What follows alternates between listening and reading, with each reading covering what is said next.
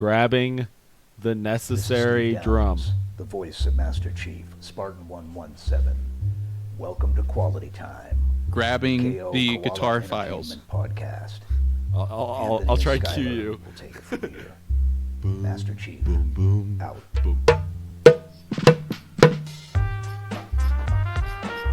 Oh, I see. We just got like a...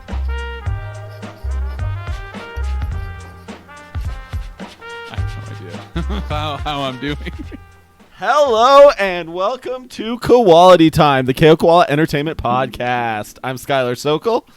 And I'm Anthony Nicolosi. Great. That radio's doing good right now. Yeah, one of the radios broke through.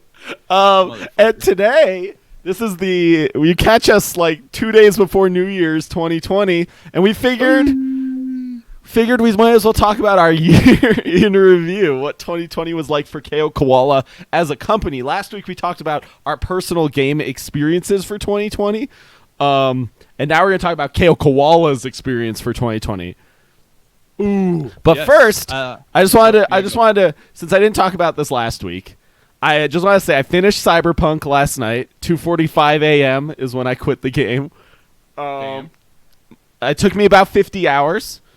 And I didn't complete all the like random side quests and shit, but I completed all the major side quests as well as the main story and a bunch of other shit too.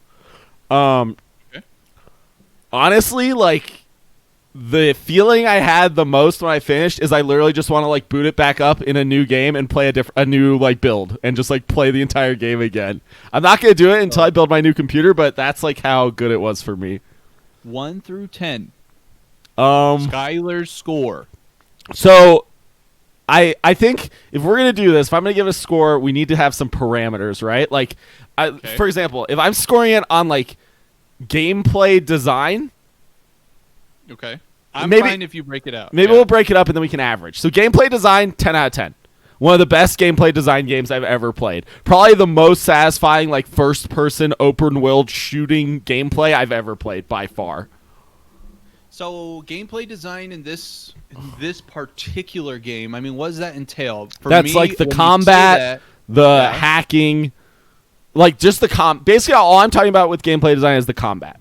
The battles and like what you do when you're like interacting the most with the gameplay. So when you say that, I'm thinking the FPS sandbox. Mm-hmm. That basically I'm talking about the FPS sandbox, yeah. Maybe the AI wasn't like amazing, so maybe 9.5 out of 10, but the AI was pretty good. It was pretty 10 out of 10 for me, though, honestly. Like, that's the reason I want to replay it, is because the sandbox is so good, and there's so many options for different builds.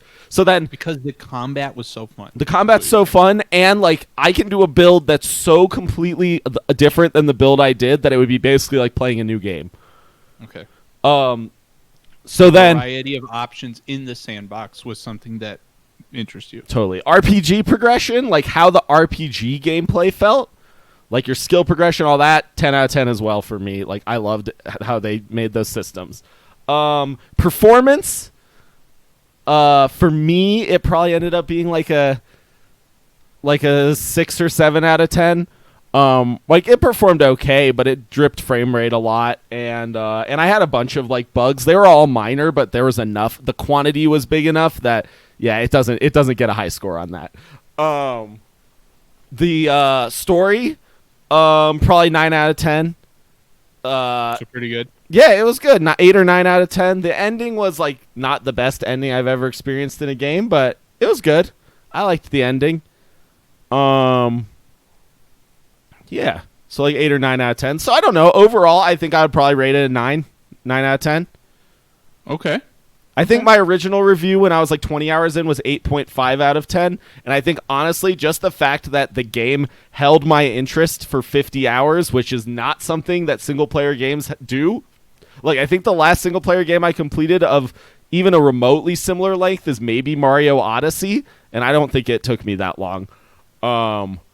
So, like, that's a big deal. Just the fact that it could get me to play it. You know me, like, how I don't roll with that. So, to get me to play a game for 50 hours and then want to just start playing it again, like, that has to be a 9 out of 10 game. That has to be one of the best games of that genre that I've ever played. I mean, makes sense to me in my head based off of the conversation we had in the actual, if you're listening to this right now and you want maybe a more in-depth breakdown of what Skylar's thoughts were on the game, when he was about 20 hours in, we did a Cyberpunk podcast. I think it was actually check that episode out. 30 hours in, I think. Okay, in the so podcast. maybe even more. And in that conversation, some of the systems you talked about, the hacking system.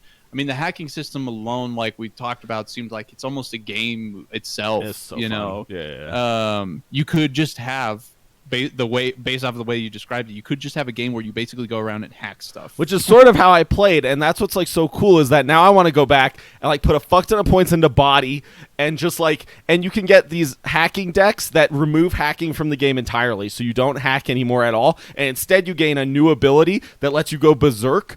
So, like, every 60 seconds for, like, 25 seconds, you can go, like, fucking insane, and you get, like, 80% more HP and, like, 200% damage, and, like, you can jump higher and move faster and just, like, go fucking crazy for a little while. So, that's cool. Yeah, that's cool. There's just, like, all this... Probably like what I would do. Right. There's also these blades you can get for your wrists, and you can spec into reflex and get this ability that, like, slows time for, like, 15 seconds. You can just, like, run between people, fucking slashing their heads off with these mantis blades. So That's cool. Anyway. Okay. Yeah. Any closing thought? Okay. Still, here's my perspective on the situation. I just want to add, I have not played Cyberpunk, so I have no personal opinion on the gameplay.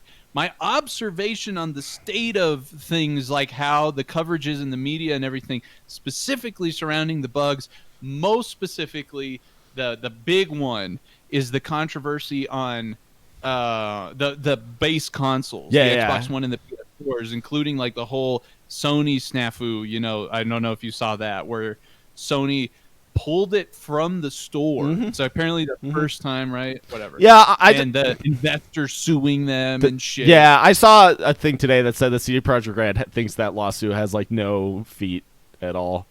Well, we'll that's see. good. Hopefully it doesn't for them. I'm like, from my perspective, maybe we can have another podcast. We'll wait for another game to fuck up the base console launch.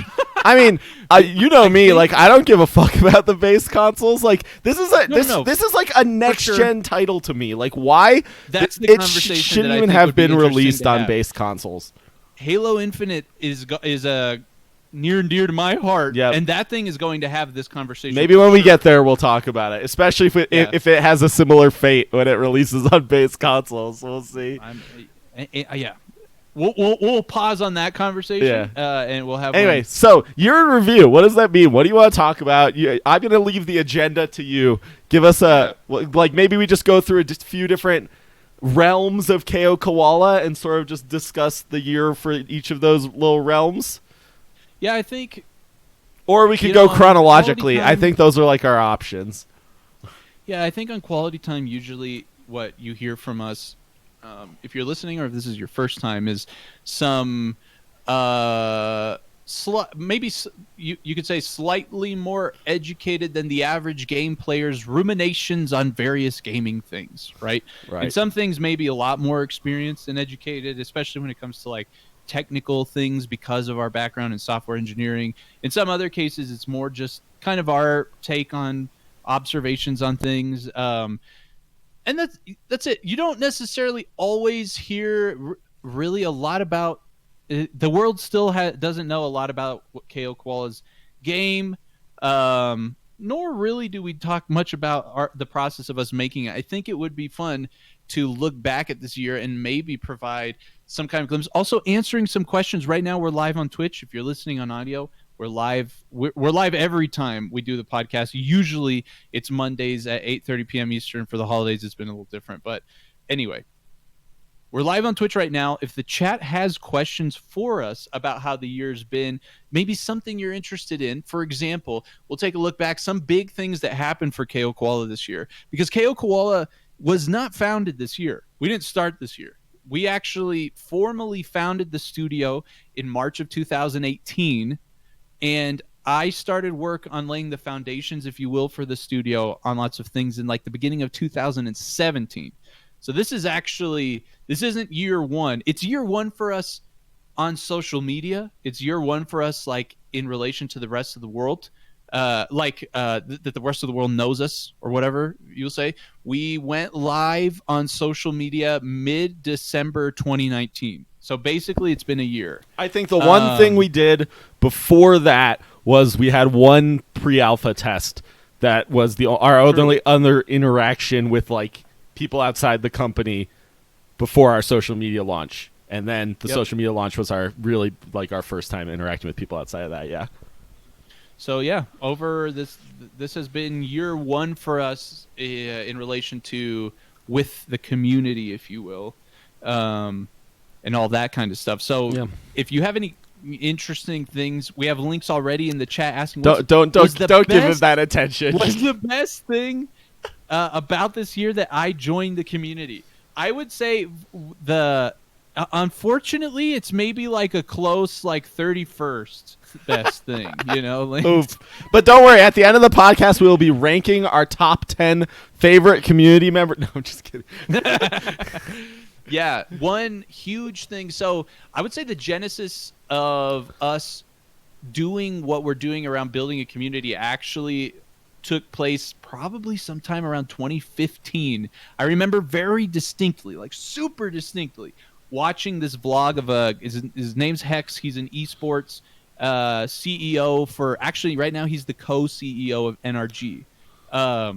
And he's also the owner of Optic Gaming. I remember watching one of his vlogs and I thought to myself, why doesn't a video game studio create content like this? Because his vlogs aren't necessarily always just like best snipes in Call of Duty kind of thing.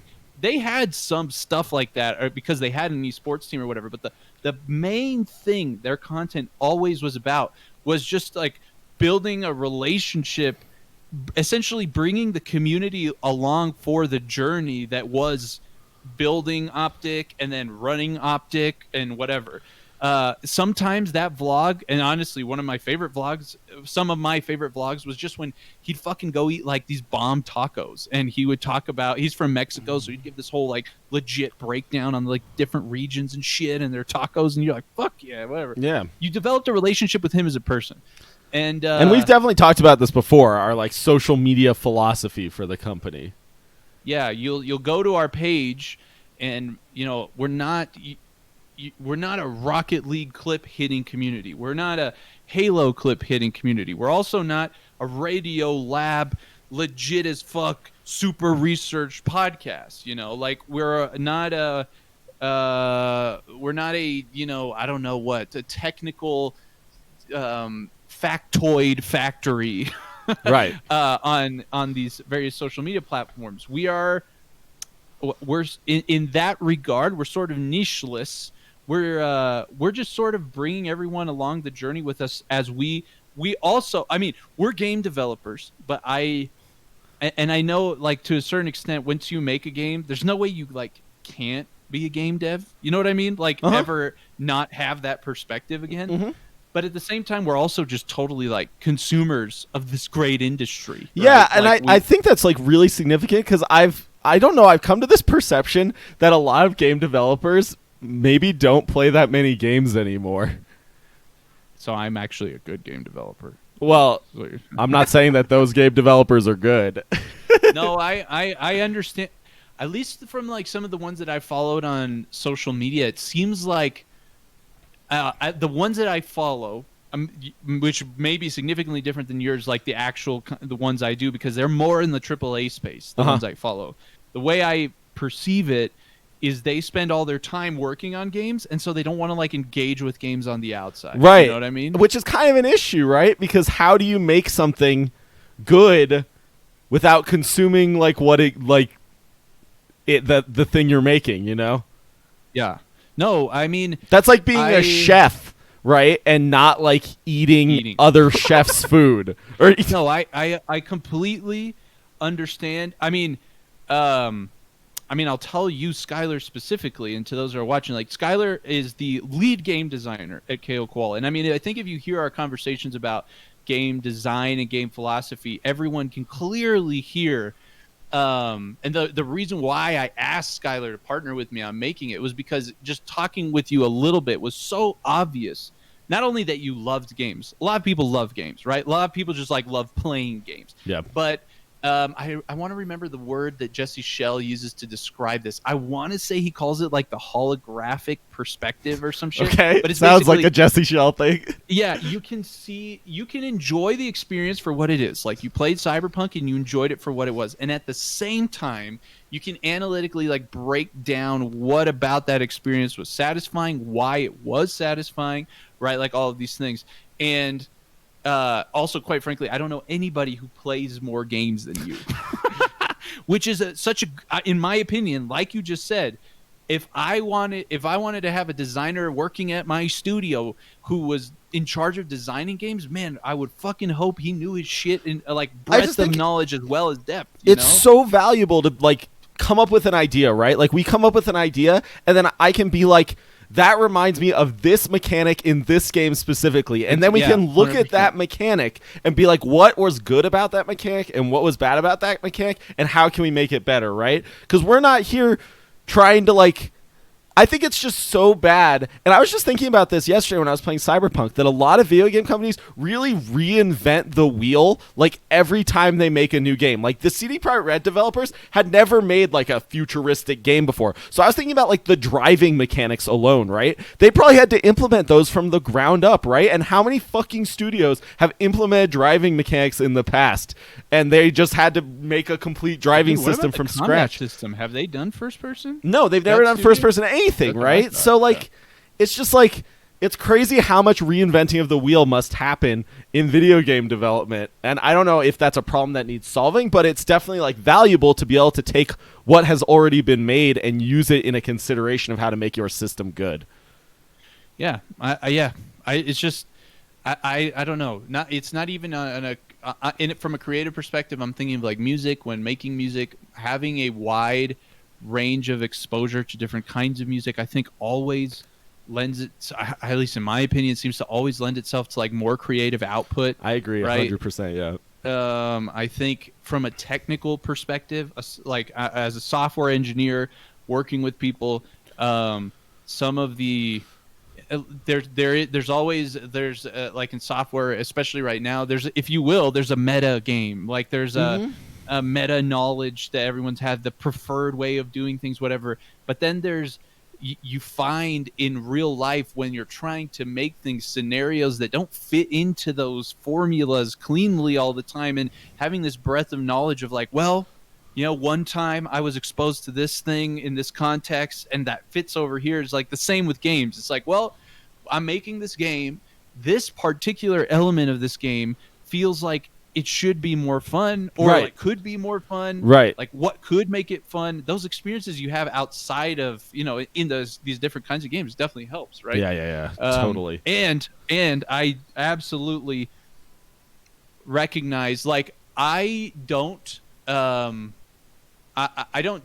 if judge myself is the right word. I don't care that I seem to only like really fixate on enjoying certain experiences, and I enjoy the shit out of them, the Halos and the Rocket Leagues. Mm-hmm. But I do totally recognize that there's a whole other world of experiences that, because I'm not interested enough to check out, like I'm not exposed to, you know? And so that's anyway. Yeah. Josh too, right? Josh, who's not here right now. He plays a lot of games. Definitely more than I think he plays a wider variety of games than I do. Definitely. It's I think Mm-hmm. so. But anyway, yeah, I agree. Anyway, let's get to some of these questions. Lynx is actually asking some good questions now. First question I want to answer is, who does the most work to make your game? He says, I'm a guest Skylar. I'm going to tell you that you're very wrong, Lynx. Anthony does the most work for KO Koala by far. Anthony does so much fucking work for KO Koala, it's insane. Mostly because he manages all of the social media stuff while also doing an equivalent or more amount of game work as Josh and I. So Anthony definitely takes the cake on that one. Just so you know, Anthony is the one who does all the social media posting, all that shit. I edit the podcast. That's my main contribution to the social media side of things. But yeah, Anthony does all that, so he definitely takes that cake. Yeah, I mean, we have different also responsibilities, Links, right? Like I said before, I will add for Skylar's sake here, the Discord experience is almost I would say 98% implemented by Skylar. So That's you true. know, if you love your Agora, you love your Parthenon, the actual code for that is almost like entirely written. Like Anthony has I made one contributed, change. He's contributed one or two changes ever to that source space. So so Skylar and for example, when we are making the game, so the design work, the if you will, the creating of the experiences, I don't even know, like the making of the like gameplay design, and the map design, how to maybe tweak parameters so the game seems fun. I would say that work is like a lot more on the Skylar and Josh side of things. I'm more like doing work towards the implementing the systems that enable the gameplay. Yeah, Anthony does like a lot of deep coding work. Anthony is honestly like extremely experienced coder. He does way more coding at normal work than I do too. So he's like easily the best one for the job when we do like very complex coding problems. And he does a lot of design from a coding perspective, and I do a lot of design from like a game and mechanics perspective. Yeah, to give an example, Skylar might say, you know what? Or whoever says, it would be cool if in the game we could do this thing or have this mechanic, right? Right. And I code the systems that enable that mechanic, and then Skylar and Josh will leverage those mechanics to make the game fun, right, and make the game. Right. You know and it actually has worked great for us. I think actually one big thing that happened in December of 2019 is I think that's about when it was. Yeah, it was. It was like December, January 2019 is we really solidified what our responsibilities were and like what our roles were in the company and how we could accomplish those roles. And I think that made a huge difference for like how the company worked.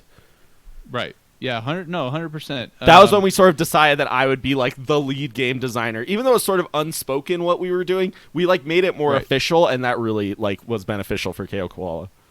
And I've talked about this in the past before, kind of relates to that previous conversation. I really strongly believe, based off of all of the podcasts and videos I've watched, the GDC videos I've watched and stuff, one thing I've really gleaned out of there, that it seems to be true that the more cooks in the kitchen design-wise, the more trouble you have of coming up with like a really pure output. And so I would personally prefer like to and I've told Skylar this before, sometimes we'll talk back and forth about like a decision or whatever. I prefer to just defer to Skylar on a call so that it's like more primarily like a consistent vision of like Skylar's experience that he has in his mind than like that we all get our voice heard. You know what I mean? Like equivalently. I think we're going to make a better game. And like I said before, I think Skylar's like more qualified to make some of those design calls anyway. Yep. So we're a team. We are. Yeah, and I think, believe it or not, our team works great. So anyway, moving on to Link's next question. He said, when did we first think to make Agora? So I believe Anthony came up with an idea when we were talking about doing our social media, and I've always wanted to start a Discord. That's been something I've talked about since the very beginning of our company. I was like, we have to do a Discord. And the No More Robots guy, what's his name? Mike Rose. Mike Rose. He really touts how valuable Discord was for him in making his game company, because it gives you a dedicated audience who you basically know are going to buy your game. And so once we did that, Anthony had this idea called the DMX, the Discord metagame experience. Yeah, I always add X because it's cooler. Yeah, and so that turned into like, and I always wanted to do some sort of like ARG sort of thing relating to the game in the Discord. So that turned into Agora. It was like, how can we put something that relates to the game in the Discord and have people interacting with the universe, be able to release information through it, and have people like engage with us. And that's at least in my perception, where Agora came from.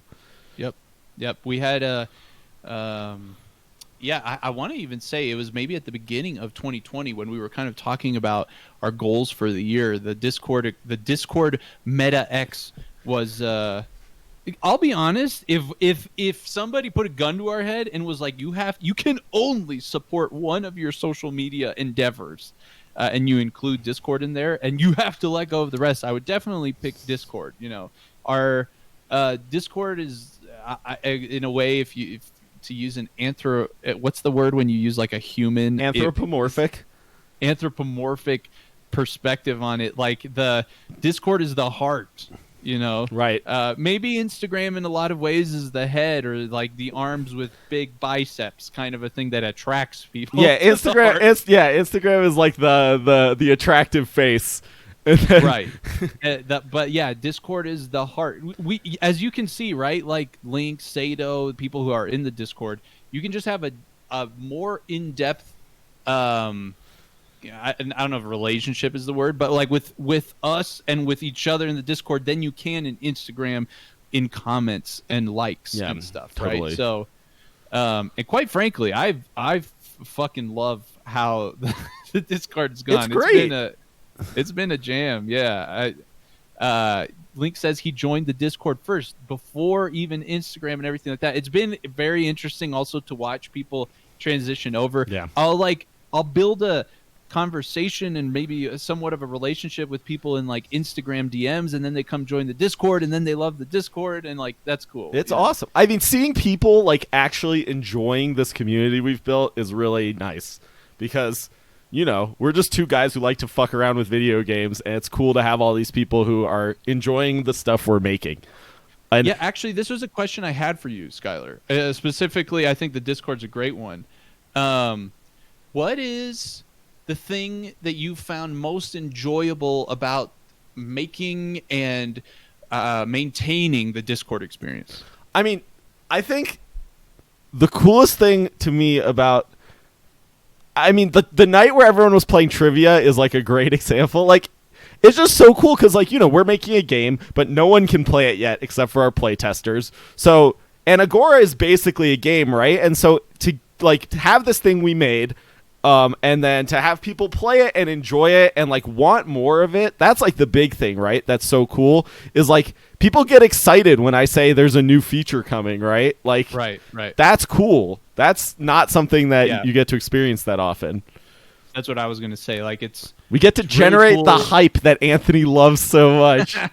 Yeah, I do love generating hype. I'm going to be honest, the tip of the iceberg, anything we've ever generated so far. I love the in relation to the Discord first, though, I agree that it's super exciting to put work. Like I said, Skylar does most of the work, but to see that come like to fruition solely, like Skylar's currently cooking some new shit that especially you guys in the end game. It's so good. I just want it to be done. I want it to be ready.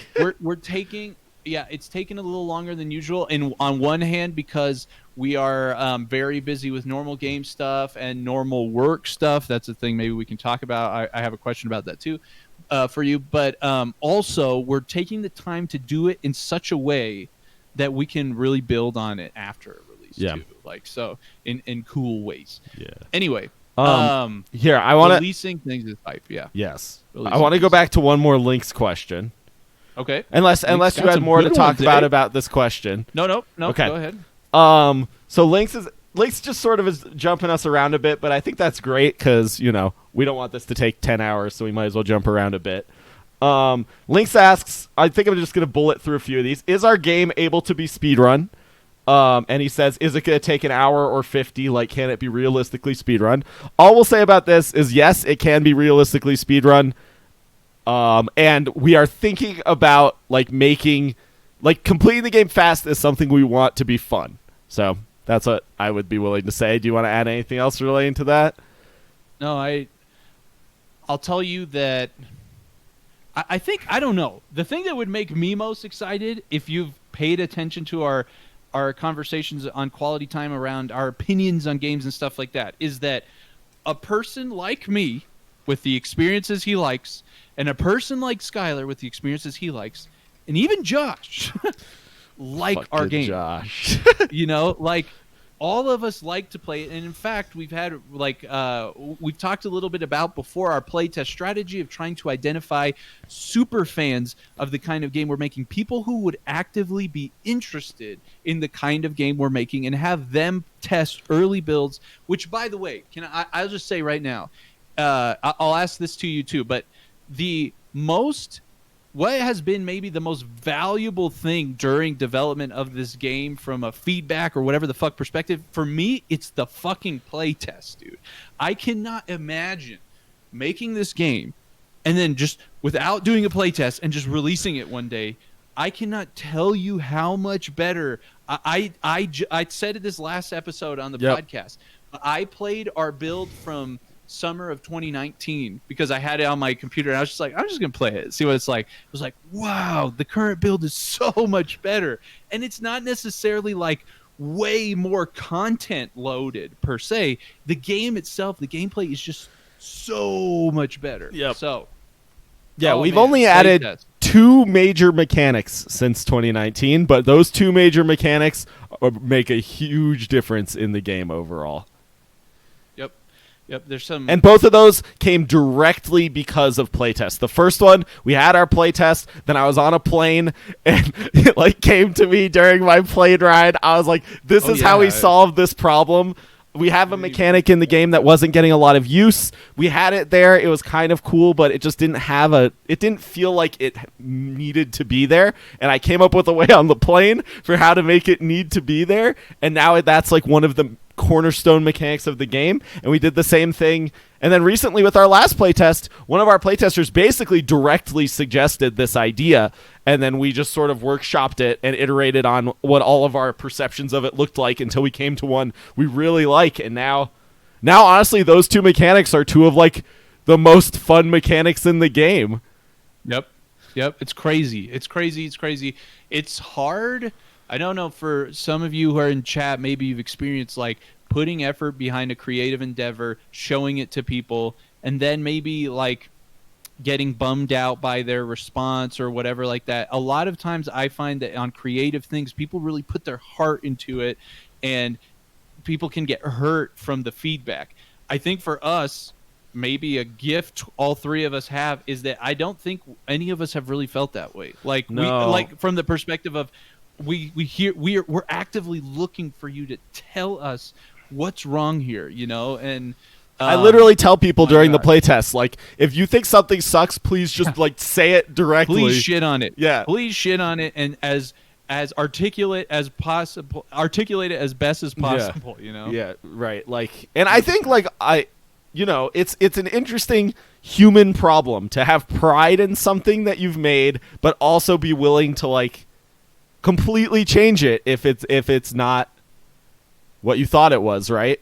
Yeah, I think maybe this is also thanks to having some professional industry experience under our belt, and like probably just like personal relationship experience too. Right. Yeah. 100%. I think a blend of all these things that it's not the end of the world when we hear that bad feedback. I think the thing that would be hardest was like if we released the game really to some like crazily unexpected like bad reception, you know, and then we'd be like, whoa, man. I think that this is a thing we will tell you after we release it, you know. Yeah.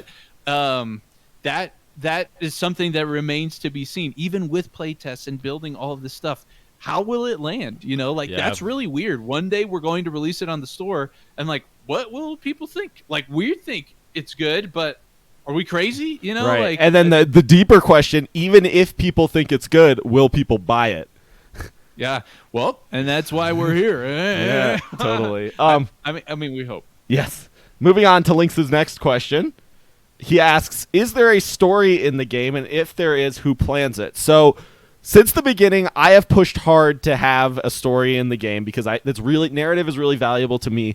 I don't think, and correct me if I'm wrong, Anthony cared as much. Not that he didn't want one, but no, it's true. It wasn't something that was like a cornerstone of what he wanted from the game. But I really wanted that, so I sort of I think I came up with like the initial outline for the story. But Anthony and I have workshopped the story for a long time together, and I think we've come up to something that we really like. And I think our main goal and our main worry with the story is that we're going to be able to convey it as well as we're hoping.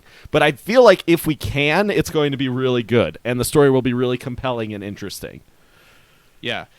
Honestly, the execution of the narrative is one of the big question marks that I think this particular year holds for our studio. So we'll see. I totally agree with Skylar's sentiment. When we talk about the game we want to make, and being not only proud but like liking the thing we made, a story was really important for Skylar. I want to say Josh too. He was like Josh really also was very in with the story. Yeah. I'll be honest. At one point, I was proposing we cut narrative completely. So, and I was like, no. Here, even if it's just like tiny things, we need. Right. I want it. Because one thing I think, and this will turn into a question for you here, Skylar, on what would you say is the hardest thing to like about planning, estimating, and making a game? Because from my perspective on cutting the narrative for full context was not because fuck stories. Like, I love Halo primarily because of the narrative and the lore and all that shit.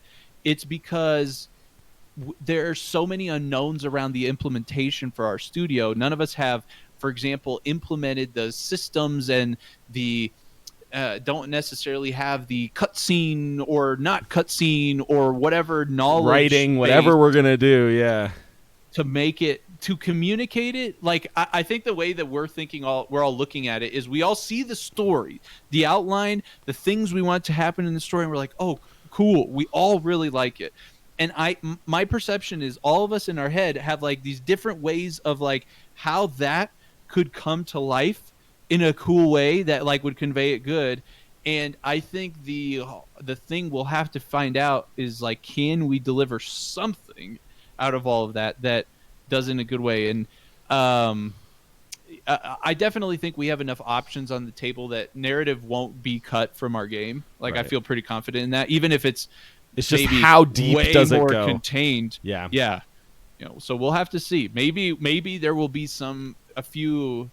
Like, to finish off this question, one thing that's hard to communicate to people who don't have experience in like working in the technical industry, working on engineering or whatever, is how hard it is to estimate ahead of time how much work it's going to take to do something that you've never done before. Like, yeah. We originally thought the game would be done now, right? Yes. Originally, we thought that the original scope of the game and blah blah blah would maybe be doable by release in 2020, and or even like mid 2020. Also, I will say we probably not until mid 2019 or fall of 2019 though was this whole social media endeavor on the map like it's become. It's true. We did not expect to spend this much time doing it, but we decided it was really valuable to commit. Yeah, quite frankly, I think at least myself personally, I've arrived to the conclusion that, if we were in a situation where we were sitting on like fucking 1 million followers or something, then it's like, dude, just fucking finish the game, okay? Right. There's enough people who are going to be interested in it that we can turn around and quit our jobs and just work on this, right? Yep. We're not there yet, though, and what it means to me is that we shouldn't cut the amount of focus we're putting on it to any extent. And there's just a reality to that. If I work 40 hours a week and then I have 30 more hours I put into Koala, and 10 of that is towards content creation, or 15 of that's just literally 15 that's not going into the game. Right. You know what I mean? So like, it's just a reality. Yeah. But hey, I don't know. If you told me that right now the game would be on the verge of release, but we didn't have the community and everything that we've done the last year, I would trade it. Like, me too. Give me this, 100%. Like legit. Like, also just from a human perspective, it's so much more. It's fun to like be with the community. Yeah. I mean, it's crazy that we went from like Koala to having like 6 different wallas and all that shit. Like, people, like, it's great. We didn't expect it to like do all of this, and it's really cool that people are interested in engaging the community in unique ways.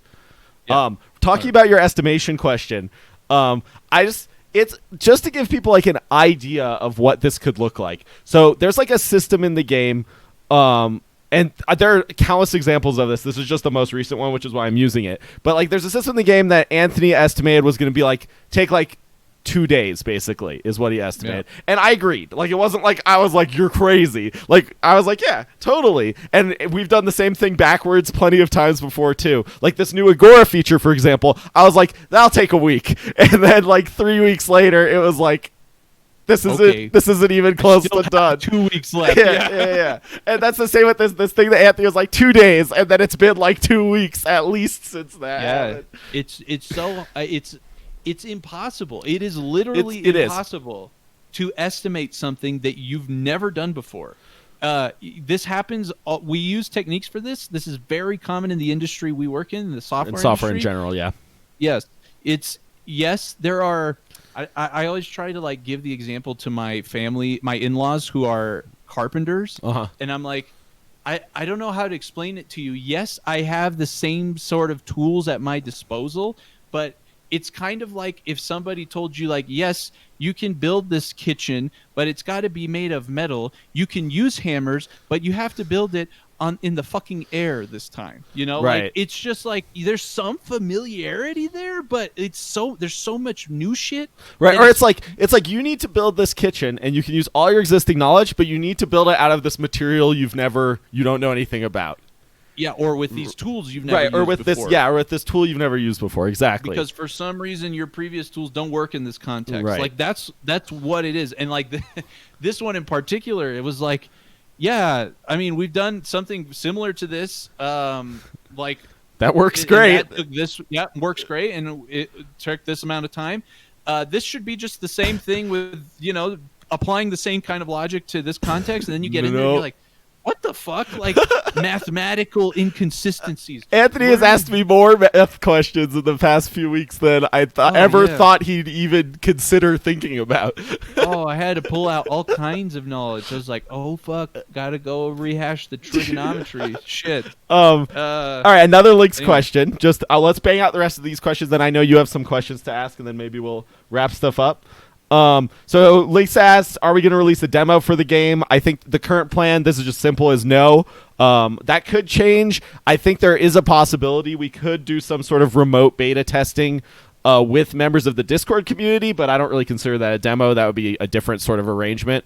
I think for people who are not in any sort of early testing, they will be playing the full game on full release, and that's just that. Right. Yeah, I agree. Yeah. I just don't think this game lends itself to a demo like you would think of games that have demos. And I think transitioning, Kuz asks, is it multiplayer? Which I think relates to this, right? Currently, the game is only planned to be single player, and I think single player games don't really demand demos as much as like a multiplayer game would. And here's why, Kuz. And actually, we talked about this before. The game is intentionally not multiplayer for two main reasons, I would say. One is based off of education we've received out of like the GDC videos, the Game Developer Conference, game developers with experience making games talking about the difficulties in actually implementing a multiplayer game. Right. That's one thing. And the second thing, as you guys all in the chat know, no matter how fucking good a game is, if nobody plays the multiplayer is shit. Right. Like, if there's nobody queuing for those games, Rocket League might be the most phenomenal fucking thing. But if there was ever only 5,000 people on the servers, Rocket League would blow ass, dude. It would be fucking awful to always be playing with 250 ping with some rando in Australia, right. For us. Right. Like, that's the when we have a large enough following where we could feel confident. For example, you know how our game could have multiplayer? If tomorrow Microsoft's like, hey, you guys are actually super fucking cool. We'll fund your entire development and we'll guarantee you $5 million in marketing funds. Like, okay, we can maybe do a multiplayer. Yeah. And maybe in it's fact, not to say we don't have you know? ideas about how to make multiplayer experiences relating to our game. It's just right now that's not the right path for us to go down. We'd like to release an experience, get people's opinions on it, have people play it, see that people think it's fun, and then maybe come to some sort of multiplayer experience in the future. Yeah, we've said it before. This particular intellectual property that we're developing can completely have a multiplayer component to it. And we've, like Skylar said, actually, we had an extensive discussion, I want to say mid-2019, about should we just pivot and make a multiplayer and just game? make the multiplayer game, yeah. And not have this? So. Link's no co-op plans right now, but once again, it could easily lend itself to co-op in the same way, and that could happen in the future too. And Link's, again, you want to know why? Scope. Yeah, it's just hard. Is the magic word. Yeah, we just want to release our game. That's why we're also not currently like planning to do PlayStation and Nintendo, just because there's additional technical work to port it there. I mean, yeah, there's honestly, there's even a reality where we release it just on PC and then release it on Xbox a little later. Who knows, like, how that goes over. We're actually going to have a much better idea of how that's going to land this year. Yeah. Kuz asks, is it kind of like BioShock story-wise? We're not going to answer that, you sneaky baby. Lynx asks, is it going to be priced at like $10 to $30 or like $60? I think I'm comfortable, and I think Anthony's comfortable saying it will likely be priced in the $10 to $30 range. I think that is a great statement to make. I think it is extremely likely it will fall somewhere in that range. Yep, agreed. Definitely not $60 or higher. No, if it ends up being $60, you'll know, because you'll know that Microsoft acquired us and gave us the AAA resources to make a game like that. Yeah, if you or you get a fucking free hoodie or something with it. Yeah, exactly. Will you be making merch based off your game? I mean, yeah, like the merch that exists already. Any Agora merch is already merch based off our game. We need more Agora merch. Yeah, and I think as we get closer, especially after probably in the next few months, there will be more game stuff in the wild to make merch of, I guess, or to consider making merch about. Yeah, I mean, if we think about it, our entire social media following right now has essentially just been us brute forcing our way into a following with the giveaways. As Dekumon said earlier, I think he had a great statement that I thought was hilarious that I meant to read, but I skipped it. Hold on, I'll read it to you. Dekumon said, philosophy, bribe people with giveaways and then attack them with wholesomeness till they stay. Exactly. I mean, legitimately, that's why you saw us run ads for the giveaway. It's like, come for the giveaways, stay for the content. The wholesomeness, the whole thing. So, absolutely. So sorry. The reason why I said that this following year. Here, hold on 1 second. Don't say anything for like 2 seconds.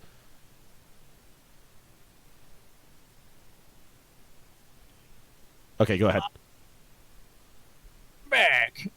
This following year, what you're going to see out of us from a content perspective is an evolution. I think, I don't know. I haven't done any of these, like, this is what we posted a last year post yet. Quite frankly, I'm so busy. But I think everyone will agree with the wallas, with everything we do. What we're constantly trying to do is we post content, we see what lands, what doesn't. We try to evolve. We're constantly trying to evolve, and I think there's some really cool stuff coming down the pipe on all fronts. Instagram content, like normal social media content, Discord content, like all kinds of good stuff. Podcast, and you already saw us bring on Esports Center. More guests coming. Expect many more guests, and also. I'll just real quick say, if you have any guests you'd like to come on the show, please let us know, and we'll reach out. Maybe we'll try. So let's see. Next one. Lynx asked if there's Easter eggs for community members. I mean, there's basically already Easter eggs for community members if you look at the lore rewards and all that. So, yes. Yeah. Will you allow Discord members to be able to fulfill our dreams and tell Agora to screw off? Maybe someday. I guess you'll have to wait and see. Maybe in the games. Maybe there's something coming, Deku Man. Who knows? I hope that connection is clear. Like, Agora is very much prevalent, regardless of how the narrative actually ends up getting implemented in the game. Like, if you're coming from the Discord and you even just played a build right now, you'd be like, oh shit, whatever. Right. So, anyway, yes, there's definitely going to be Easter eggs from that perspective. What other questions did you have? If any. What is your favorite thing about making the game proper? Favorite more We're not answering that yet, Lynx. No genre stuff yet, but soon, maybe. Soon, TM.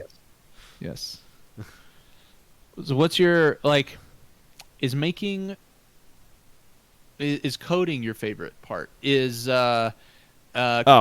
coming up with the narrative? I mean, there's a reason that my title is lead game designer, and that's because the design is my favorite part by far. Like, my favorite thing to do in video games, and what my, like, once Koala is enormous, right, my goal will be like whereas Anthony's goal once Koala is enormous is to sit in a room and make really fucking cool sound effects. My goal is to be able to sit in a chair and just have someone come to me and be like, "Hey, we want to do like we think this would be a fun mechanic in the game," and I want to like be able to talk about that mechanic with them and come up with ideas to make it really cool. Like thinking about the mechanics of the game and how to make those fun and how to just like design the game to be fun and satisfying is my favorite part by far.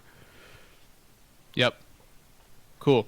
Well, do you want to talk about yours? I don't know if your goal. I mean, I know originally when we talked about this, when we had the conversation, we were like, "What's our fantasy job in the company if the company were huge?" I remember you said you would want to do Folly. You would want to just like sit there like those Halo guys and make cool ass sound effects. I think it like I don't know if I'd want to be, especially after seeing like Austin Wintry's all the shit that goes into making a soundtrack. I don't know if I think I would want to be able to contribute when I felt like it musically, but not necessarily be on the hook for it. Okay. And then also same with sound effects. Like basically I'd want to be like, I mean, I guess I'd be fine being on the hook for Folly. Like you need Folly, no problem. I just, the nuances of sound is so fascinating to me. Like I think it gives so much to the, at least for me, I guess personally, like so much to the feel and the embodiment of the experience, like how this thing, like based off of the sound the Spartan makes when it hits metal, I get a feeling for like what it's like to be that Spartan and what that environment's like, and I get in the world and blah blah blah, and it's just the footstep that did it, you know, like so much more when you get all these other richness and blah blah blah.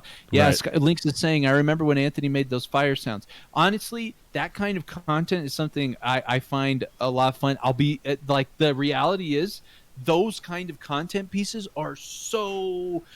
And maybe this is the next question, Skylar, is like, of all the content we've made, which one's is the one that you find most interesting, maybe most fun to make or whatever? Those fire sounds are a ton of work. I don't know if you remember the one, Links, where I took my brother-in-law's like mouth sound and then I made it some other thing. I don't remember what it was, that. Like a banging sound that we turned into a game with the monster. Remember the monster was running and that we made it from his like that sound. So that I remember I stayed up till 5 a.m. 2 nights in a row making that content. And you can ask Skylar, I'm so extremely picky about some things and maybe a lot of things, but when we do content pieces like that, I'm so picky about the delivery, about the editing, about the moment to moment through every piece of that video. And so I had to realize at a certain point this year, like I could keep just pumping those content pieces out, but then we really take a hit on game development time, which is also why we brought on Marcus, you know, for the Wallace. Yeah. Like and why we brought on Josh for game development, all that. Yeah. So we'll have more of that stuff, especially now because my editing skills and everything obviously have gotten better. So the amount of time it takes is like, but anyway, no, that's why it's been a while. My favorite content to make, I mean, I don't make that much content, right? Like, but I love making the podcast, especially when people are interacting with us. I think it's really fun. And I think just streaming on Twitch in general is really fun for me. But my 2 favorite pieces of content that we have made at all, in all of our content, do you have any guesses? They're both, I think, were originally Instagram. Oh, wait. One is Josh. One is Josh, the guy who you and the guy like she told you not to worry about. She told you not to worry about. Yes, that was a good one. And then the other one is the Cheez-It clip from one of our first podcasts. The edit you made of it, where you make the fucking, you slow-mo your fucking sound at the end. Those are good. Like, those need to come back. You need to, like, repost those just so people who haven't been with us for that long can see. Especially that Cheez-It clip, dude, is so fucking funny. Yeah, I think maybe if, as COVID settles this next year, we bring the in-person podcast back. Maybe I would love to do that. I mean, we talked about trying to do one in person a month at least to start ramping that back up. So maybe January. Well, we are going to be doing some play testing, so maybe we can do a combo. True. Maybe we can take advantage and hit them out both out. So yeah, just do a 10-hour day of playtesting and then a podcast. It'll be great. My favorite kind of content, legitimately, from as we've said before, I love hype. I love generating hype, and I love delivering on hype. And I think realistically, the content that has done that the most so far are the giveaways. Right? I love hyping the giveaway. I love delivering it. I love the excitement in the chat. I love there's so many people who message me all the time. I'll say like once a week at least, I get somebody telling me like how their life is better because we do giveaways. They say that's awesome. They say it gives me something to look forward to. Like I get like excited about something, and it's dope. Like that's super cool. Fuck. Like I hit it with a wombo combo. Yeah, no, Koos, for sure. Like when people get excited about stuff, it's so cool. And to deliver that, like I don't know if you guys saw the stories yesterday, we just shipped the blue Xbox controller with the Master Chief Pop Funko set to Mitch out in wherever, I can't remember, California, wherever he lives. He got it. He posted I really love packaging it up all nice, like so that when you win that giveaway you get like a surprise from the studio is how it feels, and then people messaging us later and like feeling special because of it. That's the best. That's the kind of stuff that I think that's awesome. Cool.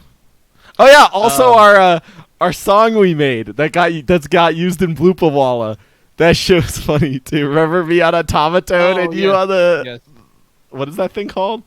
My brain is the metal drum? Yeah. Hand drum? The hand drum. That's right. I think it's called hand drum. And also when you made me the fucking Smurf enemy in that Josh and I content, and then so many people started calling me a Smurf. Yeah, that's true. That was another good one. Oh. Yeah, I love that. I'll say it's very funny. I don't in having A grade, as you can tell. Like I'm not sure for those of us who are watching, if you've observed, we'll post stuff on Instagram, especially when we post like podcast stuff. Generally always underperforms engagement wise related to, of course, giveaways, but also like memes. You guys love memes. And that's cool. But that other content, first of all, I strongly believe in what Gary Vee says in that like quality of something is subjective. Like there might be, maybe only a third of the people who usually interact with the meme interact with the podcast stuff, but those third people are like really liking it. They're really enjoying it. They're enjoying the community. And from that perspective, it's all worth it. It doesn't matter from my perspective.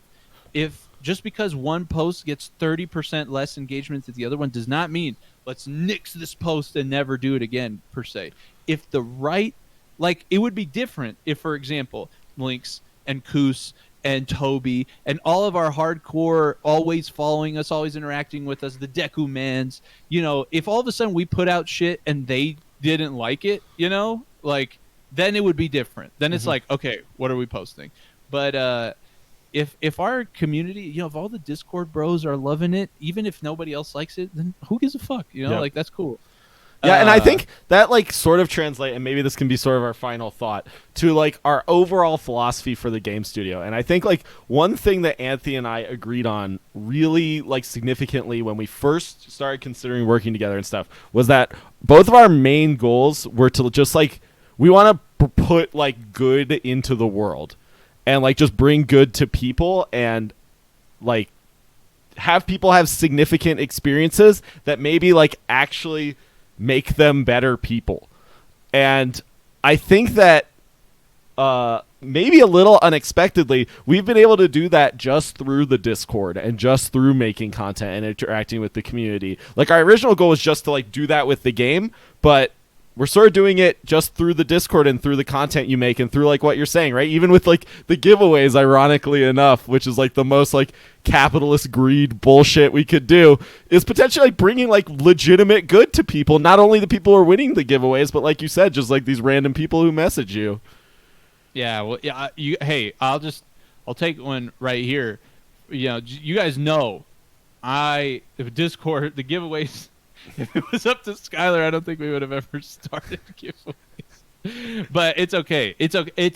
I just think I tell Skylar a lot of times, since Skylar's like a good person, I don't think he understands what life is like for us monkeys. You know, us animals. You know, we are very extrinsic reward based.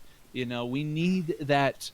I need a reason to give a shit. You know, and then when you get in there, you find out like, oh, this is kind of nice anyway, you know. And anyway, so no, and that, honestly, no, it's really true, and it's something I've always realized I need to think about. Like, my personality and who I am is like, just like if you look at MBTI, for example, which is just like a personality index, my personality type is like 3% of people or whatever. It's like very, very rare. So I have to realize that whenever I'm interacting with someone, it's way more likely that they will be significantly different than me than similar to me. Right? I mean, and so I just like appreciate that. And the fact that Anthony can make this fucking goofy shit and attract people and then also make really significant, meaningful content that people also like, it makes me very happy. Yeah. Yeah. No, it's... like I said, it's been the giveaways are a ton of fun. I love the excitement they bring, and I mean, I think, right, like money and generally the pursuit of all that stuff as can only take you so far. It's this shallow version of, and at least, you know, in my opinion, of real happiness, and I think almost everyone would agree. That I don't know, that most people I talk to seem to agree on that. Money, the excitement about money and stuff, there's an element of security, there's an element of safety, whatever, blah, blah, blah, all this stuff, but it can take you only so far. There's this deeper form of happiness. There's a lot of research that shows that once you hit a specific threshold of monetary like input, right, that like basically it's that safety and security threshold, the amount of like fulfillment and happiness you gain from money goes to basically zero. Like the graph that's going up just plateaus right there. Right. Yeah. I mean, I'll say one thing that's been super interesting is that like 70%. Okay. No, I want to say probably if you take into account the entire demographic, I want to say 55-ish% of our Instagram following are males under like 20. Right. So we have a lot of young dudes who follow us, and I being recently a young dude myself, the same. I understand the like, man, I just wish I had like money to do this shit stuff that, you know, a lot of our communities members often engage with us. Totally understand.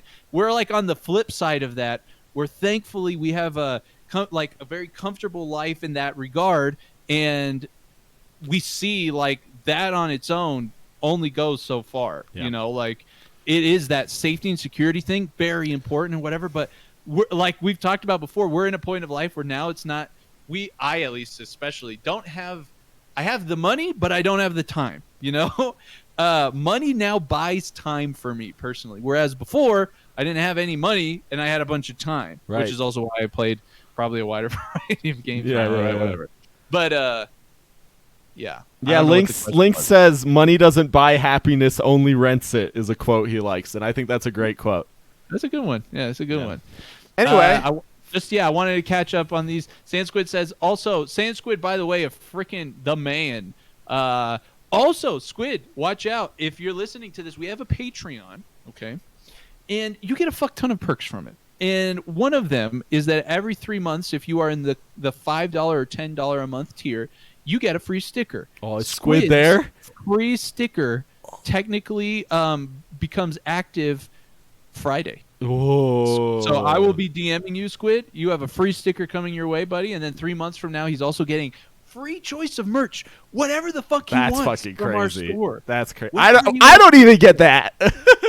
That's true. Skylar doesn't. I get the sample when I'm lucky. Yeah. So anyway, that Squid's support of all the patrons, everybody's support. Don't get us wrong. We have heard from so many people they would love to support us in that way, and they can't have money. Trust us, we don't. We love you anyway. Okay, and we appreciate your interaction with us so much, and I hope you feel that we don't not care about you more than the others, but we understand what it means to give somebody $10 a month. That's a really sizable investment, and we take it very one of the radios took over. I lost the word. We really appreciate that you do that. Yeah, and it's very humbling, honestly, to see someone who's willing to give us some of their money just because they enjoy what we're doing. Yeah, it's really cool.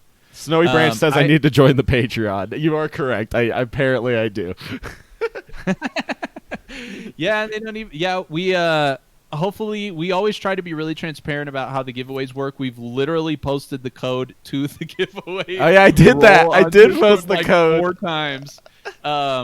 Yeah, you can ask Skylar. I'm very paranoid legally on everything. Oh my god! And legal sweepstake laws, you get in a lot of trouble if you advertise that it's random and then it's not random. Yeah, legit. So yeah, we make it a priority to let you know the rules. The only line of code I didn't include is the one that makes sure Lynx doesn't win. That's literally the only line of code I didn't include.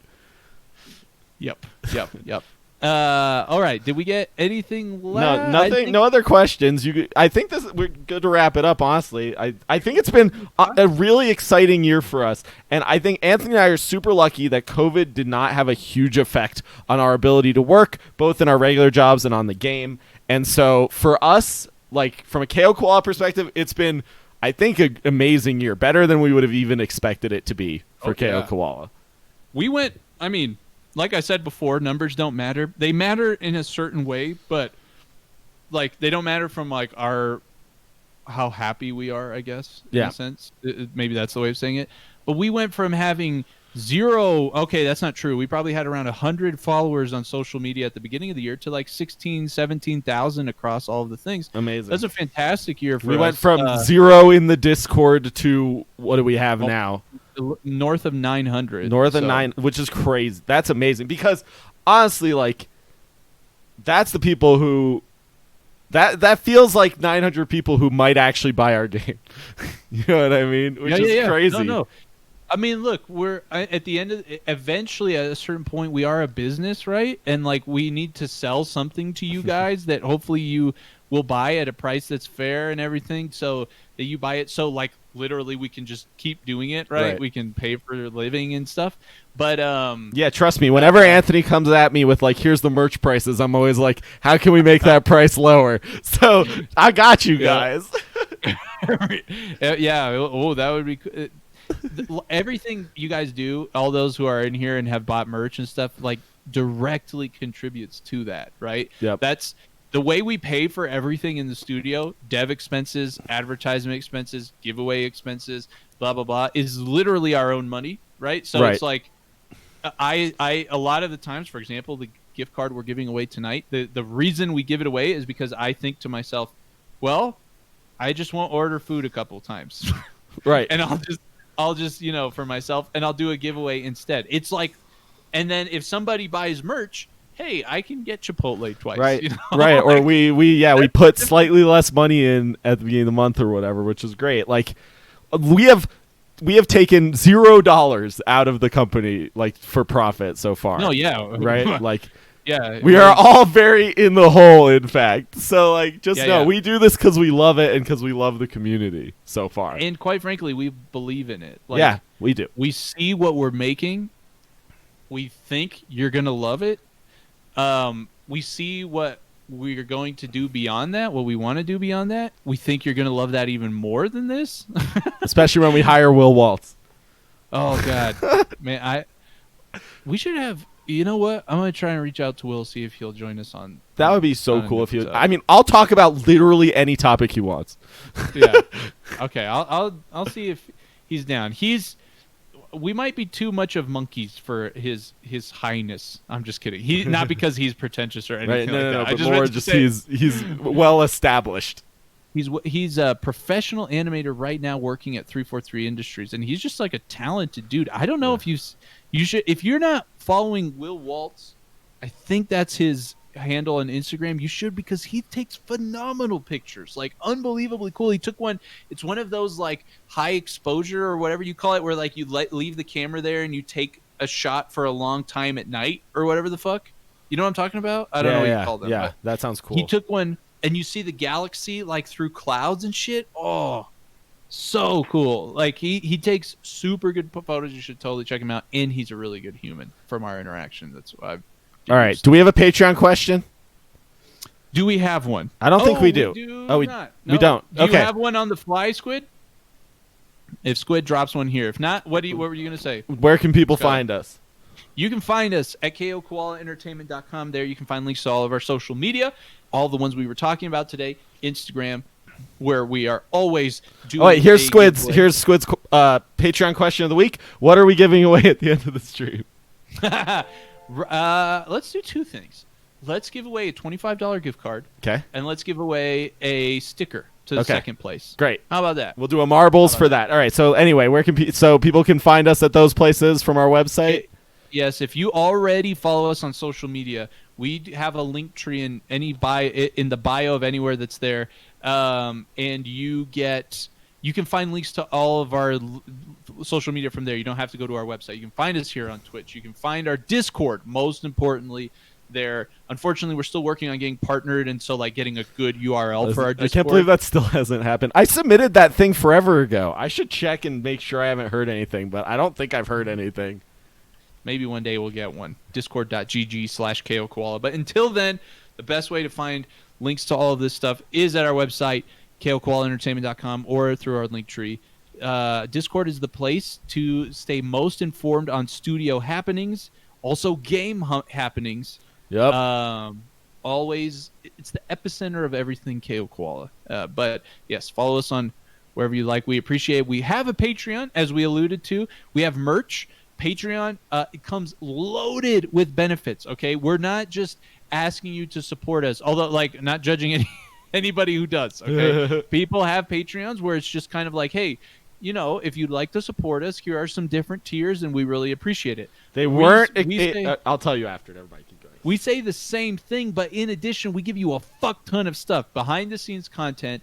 You get a weekly Koalatea Time question. You get a free sticker every 3 months. You get a free choice of your merch every 6 months. Every 6 months, you choose whatever the fuck you want from the store, and we fucking mail it to you for free. I'm forgetting some stuff, but patron game nights, tons of content. Go to our website, click the Patreon account, and there you can see what all the tiers are available. We are so humbled and thankful to our supporters. And yeah, also be on the lookout. If you liked our merch and you thought our merch was cool this last year, 2021 is going to be so much more banging on that front. New designs, new sales. Hey, new sales. We will be rotating out. Right now, you're listening to us. It's December 30th. At the end of this month, our 25% off everything in the store is going down. 40% off stickers, holiday stickers is going down. We are going to be moving to a model. We're still going to have sales like these from time to time, but we're also going to be having a rotational 15% off on items every week. So there will be a new item every week. So let's say the hollow logo shirt, the minimalist logo thing, there will be 15% off that week. So to help spread the sales goodness throughout the year. Woo. So thanks for listening. Thanks for joining us this year. Join us for 2021. See you in 2021. Thank you so much to everyone who has joined us for 2021. We cannot tell you how grateful we are. Stick around for the your giveaway. support interaction. Unless you're listening in audio, then get on Twitch next week and be here for the giveaway. Ooh. Goodbye. See ya. Shout out to all of our Koala Manjaro subscribers, especially I Got Your Potatoes, Marcus the OK, and Sand Squid. Thank you guys so much for your unbelievably generous support. And to all our Koala-tacular subscribers, thank you as Well, if you'd like to join us on Patreon, I know that you get a ton of stuff with your benefits. You can find all the information following the link in our bio wherever you're at. Go to our link tree, go to patreon.com, search KO Koala Entertainment. There you can find the multitude of benefits that await you when you subscribe. Thank you again so much.